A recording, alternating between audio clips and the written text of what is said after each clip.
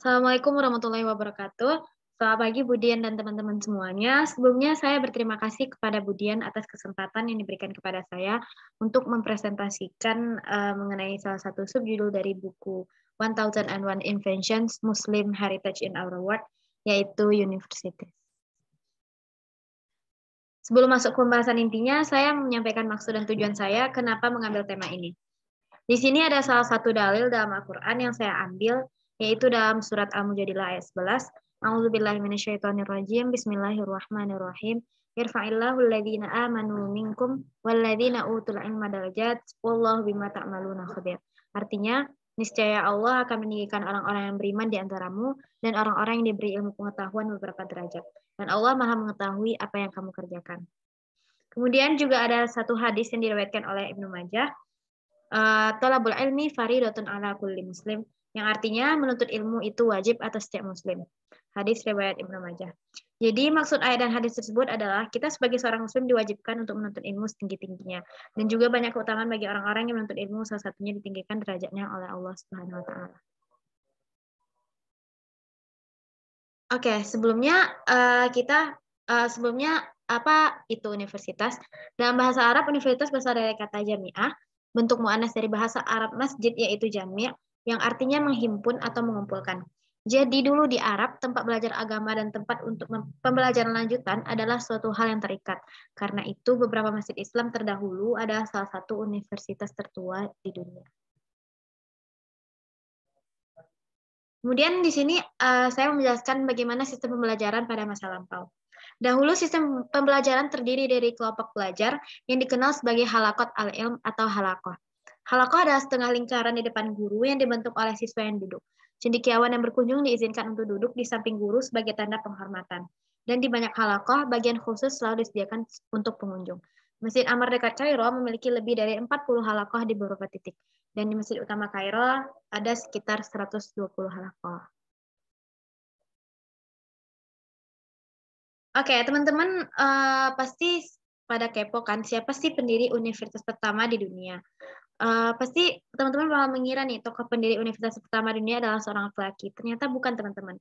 Tokoh pendiri universitas pertama di dunia adalah seorang perempuan yang bernama Fatimah Al-Fihri. Fatimah Al-Fihri adalah pendiri universitas tertua di dunia, yaitu Universitas Al-Qarawiyyin. Universitas tersebut masih beroperasi hingga kini. Selama hidupnya, Fatimah dikenal dengan sebutan ibunya anak-anak. Menurut ahli sejarah Muhammad Yasir Hilali, sebutan itu berasal dari akses sosial dan banyaknya pelajar yang diasuh oleh Fatimah Al-Fihri. Selepas kematian ayah dan suaminya, Fatimah mewarisi banyak uang yang digunakan untuk membangun masjid. Fatimah lalu membeli tanah dari keluarga Hawara dan mulai membangun masjid pada awal Ramadan tahun 254 Hijriah atau 859 Masehi. Masjid ini dikisahkan sangat besar hingga mampu menampung jumlah muslim yang terus meningkat di Fes. Masjid tersebut lantas menjadi universitas yang banyak menyelenggarakan simposium dan debat. Oke, kita masuk ke beberapa. Saya akan menjelaskan beberapa universitas tertua di dunia. Yang pertama ada Universitas Al-Qarawiyyin. Al-Qarawiyyin adalah universitas pertama di dunia yang terletak di Fes, Maroko. Didirikan pada tahun 859 Hijriah oleh Fatimah Al-Fihri. Universitas ini mengembangkan sejumlah disiplin keilmuan seperti agama, tahfiz Al-Quran, tata bahasa Arab, matematika, musik, kimia, hukum Islam, sufisme, pengobatan, astronomi, pembelajaran debat politik, serta ilmu alam. Awalnya, Universitas Al-Qarawiyyin merupakan bangunan masjid yang hanya memiliki beberapa ruangan belajar dan perpustakaan. Kemudian, Al-Qarawiyyin berkembang dan dilengkapi asrama, laboratorium. Dan hebatnya, sebagian besar masih berfungsi hingga saat ini. Universitas ini juga tercatat telah banyak melahirkan ilmuwan terkenal, baik dari dunia Islam maupun dari luar Islam. Universitas Al-Qarawiyyin mempunyai alumni-alumni yang menjadi tokoh atau pemikir besar di dunia, di antaranya Ibnu Khaldun, pakar sejarah dan sosiologi, Ibnu Rushd, Abu Bakar bin Al-Arabi, pengarang kitab Ahkamul Quran, dan Johannes Leo Africanus, sejarawan Muslim. Yang kedua ada Universitas Al-Azhar. Pasti teman-teman nggak asing lagi nih dengar nama universitasnya. Universitas Al-Azhar adalah salah satu perguruan tinggi terkenal yang berada di Kairo, Mesir. Universitas ini didirikan oleh dinasti Fatimiyah pada tahun 970 sampai 972 Masehi. Al-Azhar juga disebut sebagai lembaga pendidikan tinggi tertua di dunia. Pada awal pembangunannya, Universitas Al-Azhar hanyalah sebuah masjid biasa di kota Kairo, Mesir. Penamaan Al-Azhar merujuk pada nama putri Nabi Muhammad SAW, yaitu Fatimah Az-Zahra. Masjid Al-Azhar kemudian menerima status sebagai universitas dan merubah namanya menjadi Universitas Al-Azhar pada tahun 1930 Masehi. Seiring perkembangannya, tidak hanya ilmu agama Islam saja yang diajarkan, namun juga ilmu lain seperti matematika, kedokteran, psikologi, ekonomi, teknik, dan sebagainya. Al-Azhar juga telah banyak mengeluarkan tokoh-tokoh muslim ternama, di antaranya Muhammad Abduh, Jamaluddin Al-Afghani, dan Yusuf Al-Qaradawi. Oke, yang ketiga ada Universitas Sankore. Universitas Sankore termasuk universitas tertua di dunia setelah Al-Qawariyin, dan Al-Azhar yang terletak di Timbuktu, Mali, Afrika Barat. Universitas ini didirikan oleh Hakim Timbuktu, Al-Qadi Aqib bin Mahmud bin Umar pada tahun 989 Masehi. Universitas Sankore menjadi pusat belajar yang sangat signifikan di dunia muslim, terutama di bawah pemerintahan Mansa Musa tahun 1307 sampai 1332 Masehi, dari dinasti Azkia tahun 1493 sampai 1591 Masehi. Universitas ini mempunyai asrama mahasiswa yang menampung 25.000 orang dan memiliki perpustakaan dengan koleksi buku sangat lengkap mencapai 400.000 sampai 700.000 manuskrip. Hal ini menjadikannya sebagai salah satu universitas yang memiliki perpustakaan terbesar di Afrika setelah perpustakaan Alexandria. Meskipun universitas ini berada di Gurun Sahara dan jauh dari keramaian kota, Universitas Sankore saat itu sudah mampu memberikan banyak pelajaran modern seperti sains, matematika, filsafat, astronomi, bahkan kedokteran. Dan itu tentunya mereka juga memberikan pelajaran ilmu agama Islam yang utama. Oke, selain 3 universitas tertua tadi, saya akan mengenalkan dan menjelaskan beberapa universitas tertua lainnya. Yang pertama ada University of Bologna yang didirikan pada tahun 1088 Masehi yang terletak di Bologna, Italia. Universitas Bologna merupakan perguruan tinggi tertua yang ada di Eropa sekaligus di Italia. Universitas of Bologna juga menjadi institusi pertama yang mengadopsi istilah alma mater. Dalam istilah akademis yang sebenarnya berarti bahwa sekolah adalah ibu pemelihara yang menyediakan makanan intelektual bagi para muridnya. Kemudian ada University of Oxford yang didirikan pada tahun 1096 Masehi di Oxford, Inggris. University of Oxford masih menjadi salah satu perguruan tinggi terbaik dunia saat ini dan menghasilkan banyak alumni terkemuka, termasuk 28 pemenang hadiah Nobel. Selain itu, 27 orang pernah menjabat Perdana Menteri Inggris merupakan lulusan dari universitas ini. Terungkap dalam website University of Cambridge pada 1209, atas setelah pecahnya kerusuhan antara mahasiswa Oxford dengan penduduk kota, sejumlah akademisinya melarikan diri ke kota Cambridge dan mendirikan Universitas Cambridge. Hingga kini, Oxford dan Cambridge selalu bersaing sebagai universitas terbaik di Inggris. Kemudian ada University of Paris yang didirikan pada tahun 1160 sampai 1250 Masehi di Paris, Prancis.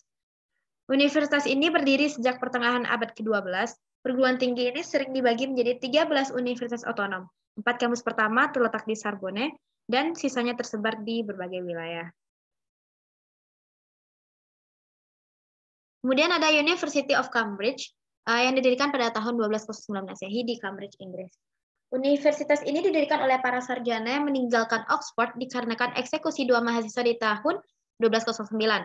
Universitas Cambridge adalah sebuah universitas riset publik yang terletak di Cambridge, Inggris Raya. Ini adalah universitas tertua kedua di dunia berbahasa Inggris setelah University of Oxford. Universitas Cambridge karena mungkin didirikan oleh para sarjana dari Oxford memiliki banyak ciri umum yang hampir sama. Rivalitas antara Cambridge dan Oxford pun memiliki sejarah panjang dalam dunia pendidikan sampai sekarang ini. Kemudian ada University of Salamanca yang didirikan pada tahun 1218 Masehi di Salamanca, Spanyol.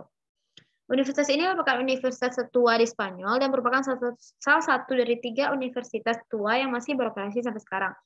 Universitas ini uniknya adalah institusi pertama yang mendapat gelar Forma University yang diberikan oleh Raja Alfonso X di tahun 1294 dan diakui oleh Paus Alexander IV di tahun 1255. Kemudian ada University of Padova yang didirikan pada tahun 1222 Masehi di Padova, Italia. Universitas ini didirikan oleh para sarjana dan profesor setelah meninggalkan Universitas Bologna untuk mencari kebebasan berakademik atau libertas scholastica. Mata kuliah yang pertama diajarkan pada universitas tersebut adalah hukum dan teologi. Kemudian ada University of Naples Federico II yang didirikan pada tahun 1224 Masehi di Napoli, Italia. Universitas ini dinyatakan sebagai universitas negeri tertua di dunia dan salah satu lembaga akademis tertua yang masih terus beroperasi. Universitas ini dinamakan atas pendirinya yaitu Frederick II. The University of Naples Federico II didirikan oleh Kaisar dari Kekaisaran Romawi Suci Frederick II pada tanggal 5 Juni 1224 Masehi. Salah satu siswa yang paling terkenal dari universitas ini adalah teolog Katolik Roma dan filsuf yaitu Thomas Aquinas. Yang terakhir ada University of Siena yang didirikan pada tahun 1240 Masehi di Siena, Italia. Universitas ini memiliki sekitar 20.000 siswa pada tahun 2006 yang jumlahnya hampir setengah dari total penduduk Siena sendiri yaitu sekitar 54.000 jiwa. Hari ini University of Siena terkenal akan jurusan hukum dan kedokterannya. Pada awalnya universitas tersebut dinamakan Studium Sienese yang didirikan oleh komune dari Siena di tahun 1240 Masehi. Oke, saya akan menyampaikan kesimpulan presentasi saya pada pagi hari ini. Kesimpulannya, Islam telah memberikan dampak yang sangat besar terutama di bidang pendidikan, yaitu pendidikan universitas. Didirikannya universitas pertama di dunia, Al-Qawariyyin berdampak kepada tumbuhnya universitas besar lainnya di seluruh penjuru dunia. Hingga saat ini, menurut QS World University Ranking, sudah tercatat sebanyak 900 universitas di dunia, dan 10 peringkat teratas adalah universitas tertua di dunia yang terinspirasi dari universitas pertama, yaitu Universitas Al-Qawariyyin. Berikut adalah sumber referensi yang saya dapatkan. Oke, terima kasih. Sekian presentasi saya pada pagi hari ini. Terima kasih atas kesempatannya. Mohon maaf atas segala kesalahan. Assalamualaikum warahmatullahi wabarakatuh.